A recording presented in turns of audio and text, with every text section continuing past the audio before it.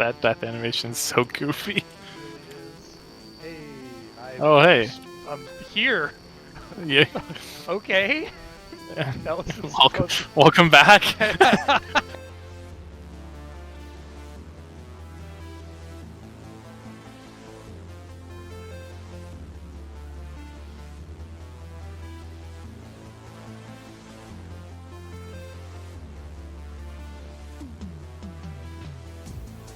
How's it going, everybody, and welcome back to our third Light 'em Up devlog. So I'm going to make this video kind of quick. I just needed to get this video out.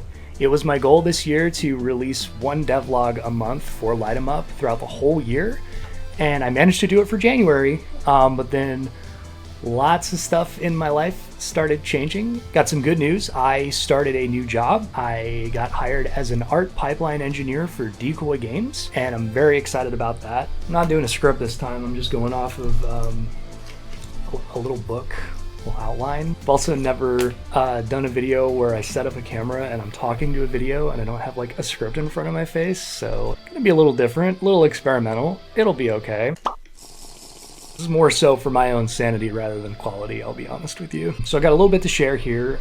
Things with the project have changed quite a bit. Things have kind of gotten shaken up. You know, this is a volunteer project. We're all just a bunch of friends making a game together. You know, people's schedules change, life happens. 2 people on our project needed to leave. Just, you know, schedules didn't line up. Folks are getting busy, which is totally fine. But the rest of the team that's left, we're still focused on getting the game together, and really it's just been kind of coming together and seeing how things have changed and what we need to do. To start off, we actually changed the way that we organize tasks in the project. You might remember from a previous video, I talked about how we use Jira to organize our tasks. First, we set stuff up in Miro, and then we put the tickets in Jira. We changed to a service called ClickUp, which I learned about recently. It's actually helped quite a bit. It's a lot cleaner. Let's talk quickly about the different features that we've added since the last time we talked. We now have working light switches in the game. So as you might know, with the name Light 'em Up, lights in our game are very important. We have a system in place where the hider is afraid of the dark, and they need to find light sources to keep their sanity meter up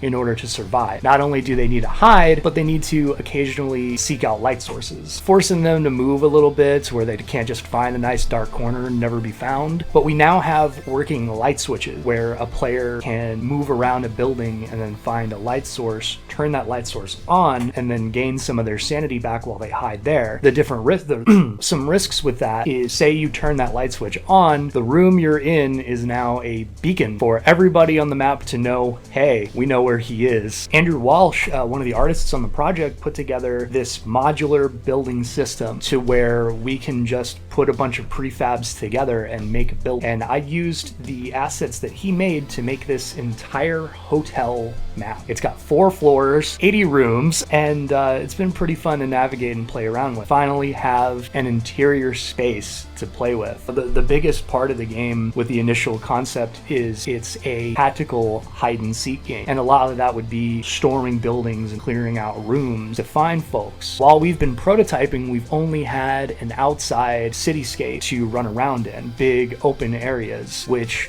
made it a little boring. It made it very difficult for the player to find good places to hide. It was just a lot of navigate this open space, go left down the street, go right down the street. That's all you were able to do. With Andrew's new building system, we made this hotel. The design of the hotel, it's still a work in progress. Really, it was just we needed some interior space to play around with and see how our mechanics play on an interior space. Right now, hide and seek in the hotel is pretty difficult because, like I said, there's like 80 rooms and the hider can be in any one of them, and any one of them has light switches that they can turn on and off. So it's really hard to narrow down where the hider would be. Some different ideas that we're thinking of is like blasting out some of the walls, making some of the rooms inaccessible. We're still kind of playing around with the hotel design and seeing how it works. But with these light switches and the hotel room, I have some very good news. We had a playtest the other day where we managed to have our first, what we're calling a quote-unquote light 'em up moment, where if you remember from the first devlog, I was explaining the dream that I had that this game was inspired from, where in the dream I had turned on a light thinking I was safe, but then I realized that I am the only person in an entire city to have a light on like the top floor of a building, and that way the people nearby now know where I am lighting it up. light them up like a beacon. But we were playing the game, and Dalton, he was running around outside, and then he looked up and he saw there was a light on, and he was thinking, he goes, "That light always on? Huh, that's weird." And he looked away and he looked back and the light was off. And he radioed, he used the in-game radio, and he said, "Guys, he's upstairs. We know where he is." All three of us that were playing the game went upstairs and flanked him and found him, and it was so much fun. You want to be in the video? Be in the video. You're in the video now. I know. You want to keep me out and you're now an active participant. I don't make the rules, dude. This is Tiff.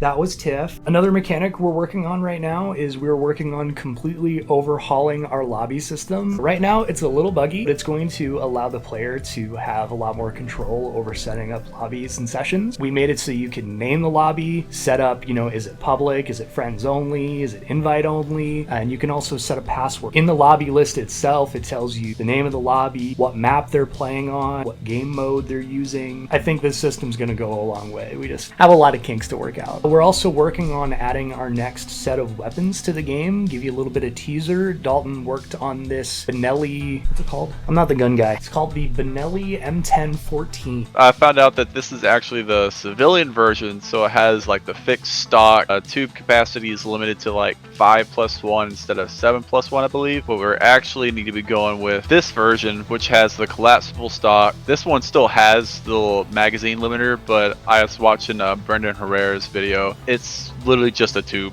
Made a little cool little flashlight up here. Hey, I Sam, so how big of a how big?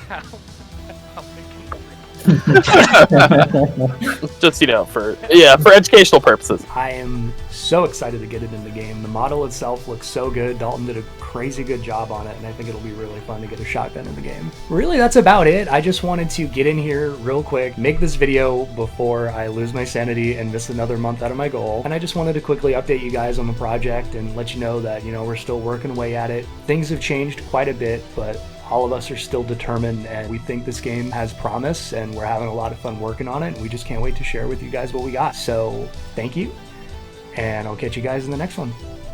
Bye-bye.